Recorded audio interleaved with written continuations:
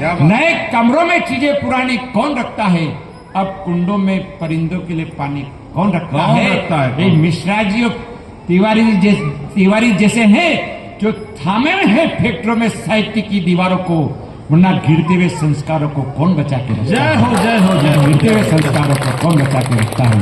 प्रणाम करता हूं, आपने यहाँ आकर के हमारा मान बढ़ाया, संस्कृत की बात करी। ये तिवारी जी संचालन कर रहे हैं, मैं भी संचालन करता हूं। मुझे एक बार एक कवि सम्मेलन में बुला लिया और कवि सम्मेलन था संस्कृत का, और मुझे क्या संचालन करना। तो मैंने कहा यार मुझे संस्कृत आती नहीं है, मैं कैसे संचालन करूं। बोले नहीं आपको करना पड़ेगा। मैंने फिर जो सामने श्रोता बैठे इनको आती है, और इनको नहीं आती। मैंने इनको नहीं आती, फिर तो मुझे आती है, फिर तो मैं कर लूंगा। और जैसे एक कवि आया अजय जैसा, उसने बोला और मुझे केवल अनुवाद करके सुनाना था। वो बोला तमसोर माँ ज्योतिर्गमय, तमसोर माँ ज्योतिर्गमय। मैंने कहा एक अजय नाम का कवि यह कह रहा है तुम सो जाओ माँ, मैं ज्योति के साथ जा रहा हूं।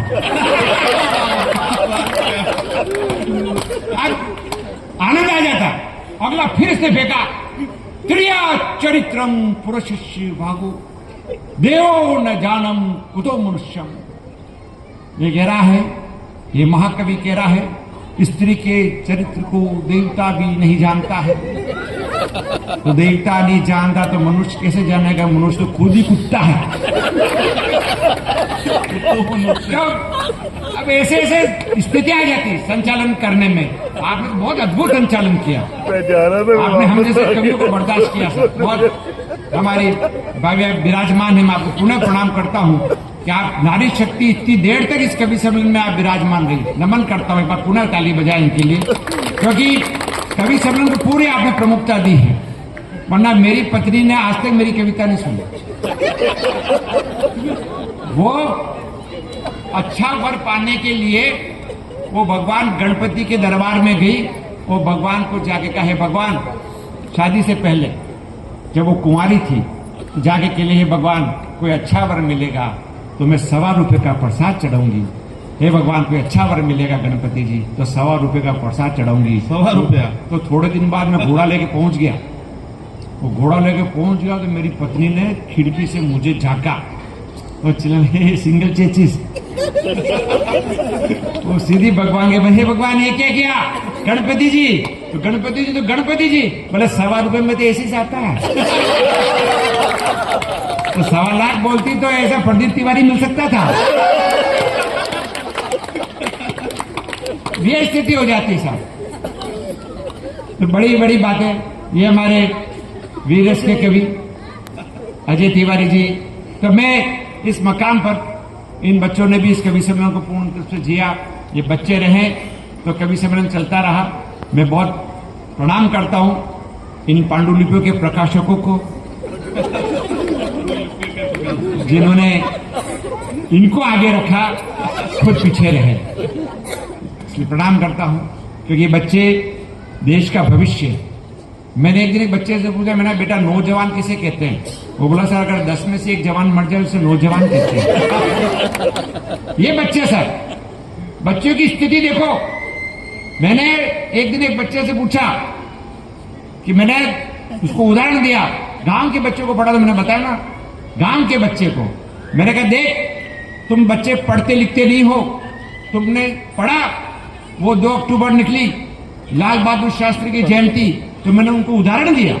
मैंने देख लाल बहादुर शास्त्री वो थे, तुम्हारी उम्र में उनके घर में गुजारा नहीं होता था, वो नदी पार करके 8-10 साल की उम्र में, तुम्हारी जैसी उम्र में वो नदी पार करके जाते थे और पढ़ाई करते थे, देश की स्वतंत्रता में योगदान दिया, तब जाके वो देश के प्रधानमंत्री बने।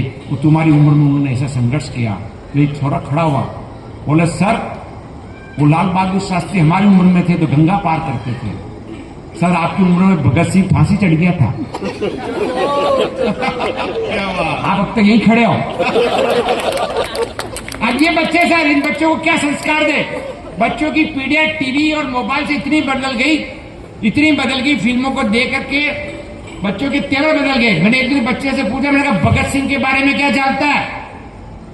तो बोला सर पहले पृथ्वीराज कपूर था, आजकल अजय देवगन है। ये जानकारी होगी बच्चों की, बच्चों के संस्कार कहां से कहां तक जाने जा रहे हैं। साहब मैं इस मकाम पर एक, क्योंकि मैं अंतिम कवि के रूप में हूं आपके बीच में, ये सब धर्म कर्म के कवि हैं, मैं अंतिम क्रियाक्रम का कवि हूं।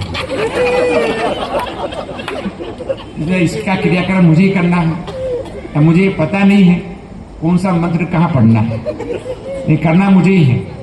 ये भी कुर्सा समेटने लग गया कि अब जाएंगे, तो पता लग गया कि अब खिसकेंगे, बहुत देर होगी कब से पिए जाए। आज इनको समझ में कुछ नहीं आया। कल मम्मी पापा को कह के मम्मी पापा इतनी देर तक उनको क्यों सुनते रहे, ऐसा क्या था उसमें, तो पापा तो कह देंगे कि मम्मी बैठी थी इसलिए मैं भी बैठा था। लेकिन फिर भी इस तरह के संस्कार बच्चों तक पहुंचे। मैं सारे के सारे लड़के बच्चे देखो, मैंने कहा बेटी बचाओ बेटी बचाओ, एक बच्ची केवल, वो भी सो रही है। सही कह रहा हूं, बिल्कुल यथार्थ है। तो क्या करोगे बेटे बचा, इन छोरों को बुलाओ, छोरों को जो लाल T shirt blue T shirt, इन बच्चों को बचाओ, बेटे को बचाओ। मैं फिर कह रहा हूं, इन बेटों को बचाओ, इन बेटों को बचाओगे तो बेटे को तो ये बचा लेंगे। सही कह रहा हूं, नहीं कुछ करने की जरूरत नहीं है। बेटे को, हमारे होनहार बेटे को बचाओ। और कैसे बचाओ सर, एक बात आप तक पहुंचाने की कोशिश करता हूं। रात के 11 बजे भी ये बेटे में बच्चियां, सारी लड़कियां जा चुकी है, सो चुकी है। ये 11 बजे आज भी जग रहे हैं, कल भी जगेंगे, आपके सोने के बाद भी जगते हैं।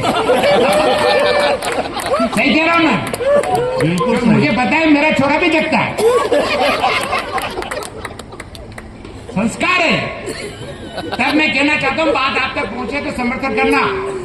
बेटी बचाओ बेटी बचाओ, बेटी मत बचाओ। बचाना है तो बेटे को बचाओ, क्योंकि इस देश की फिल्मी संस्कृति का, इस देश की मोबाइल संस्कृति का, इस देश की कुसंस्कृति का पहला कुप्रभाव अगर पड़ता है, पहला कुप्रभाव पड़ता तो हमारे इस नौजवान बेटे पर पड़ता है।